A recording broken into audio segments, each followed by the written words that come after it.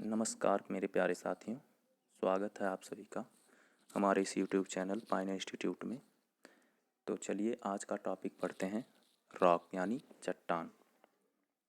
चट्टान है क्या? तो पृथ्वी के क्रस्ट में यानी भूपर्वटी में मिलने वाले सभी प्रकार के, चाहे मुलायम हों या कठोर हों, वे सारे पदार्थ चट्टान कहलाते हैं। और चट्टान की स्टडी, कभी कभी क्वेश्चन ऐसे भी पूछा जाता है कि साइंटिफिक स्टडी ऑफ रॉक क्या कहलाती है। तो चट्टानों की साइंटिफिक स्टडी यानी रॉक्स की साइंटिफिक स्टडी को पेट्रोलॉजी नेम दिया गया है। Petrology, PETROLOGY, petrology. अब आइए समझते हैं चट्टान कितने प्रकार के होते हैं, टाइप्स ऑफ रॉक। तो रॉक मेथड ऑफ फॉर्मेशन यानी बनावट के आधार पे 3 प्रकार के होते हैं, इग्नियस, सेडिमेंट्री, मेटामॉर्फिक। बात करें इग्नियस चट्टान की यानी आग्नेय शैल, तो ये मैग्मा के शीतल होने पर, मैग्मा या लावा के शीतल होने पर निर्मित चट्टान होते हैं। और इग्नियस शब्द की बात करें तो इग्नियस शब्द लैटिन भाषा के इग्निस से बना हुआ है, जिसका अर्थ होता है अग्नि।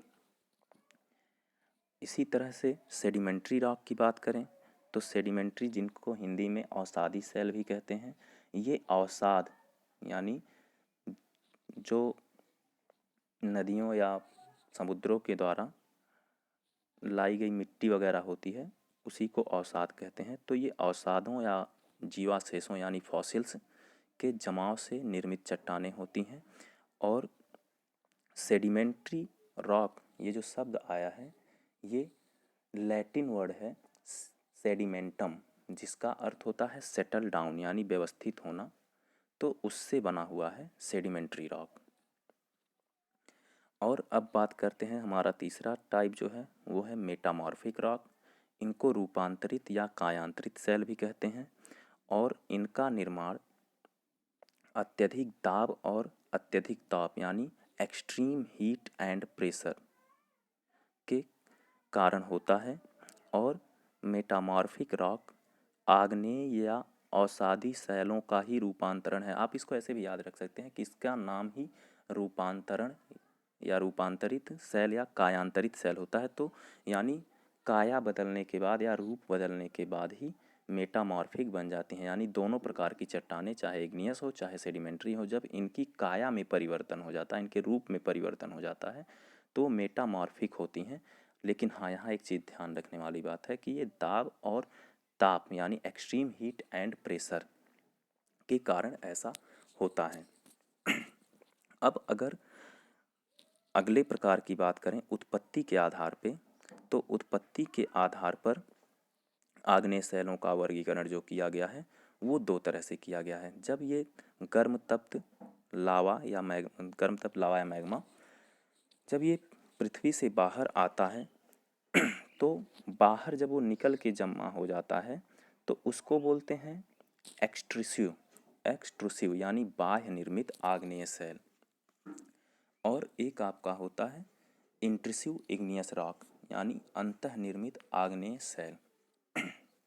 तो अगर बात करें इंट्रूसिव इग्नियस रॉक की, ये भी एक प्रकार का आग्नेय शैल का ही रूप है, यानी उसका प्रकार नहीं है, ये इग्नियस शैल ही है, इग्नियस रॉक ही है।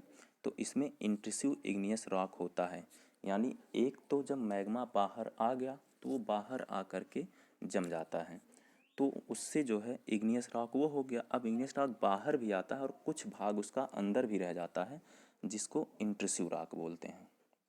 तो अंदर वाला इंट्रूसिव, बाहर वाला एक्सट्रूसिव रॉक हो गया। अब इंट्रूसिव रॉक में यानी अंदर वाले में 2 प्रकार होते हैं। एक होता है प्लूटोनिक इग्नियस रॉक, जिनको पातालीय आग्नेय शैल भी कहते हैं, और ये पृथ्वी में यानी हमारे धरती में सबसे अंदर पाए जाते हैं। और एक होता है हाइपेबेसल इग्नियस रॉक, जिसको मध्यवर्ती आग्नेय शैल भी कहते हैं। वहीं अगर बात करें एक्सट्रूसिव इग्नियस रॉक की, जो बाह्य निर्मित आग्नेय शैल है, तो ये भी 2 तरह का होता है, विस्फोटक प्रकार और शांत प्रकार। इसके बाद अगर हम बात करें तो इनका वर्गीकरण एक और प्रकार से किया गया है, रासायनिक संरचना के आधार पर। अगर हम रासायनिक संरचना के आधार पर देखें तो ये जो इग्नियस रॉक है इनमें दो टाइप होते हैं, एसिड इग्नियस रॉक यानी अम्ल प्रधान आग्नेय शैल, बेसिक इग्नियस रॉक यानी क्षार, जिसको क्षार कहते हैं, तो क्षार इग्नियस रॉक यानी क्षारीय आग्नेय शैल। अब बात करते हैं अगर हम इग्नियस रॉक की, तो इग्नियस रॉक बेसिकली आपका है क्या,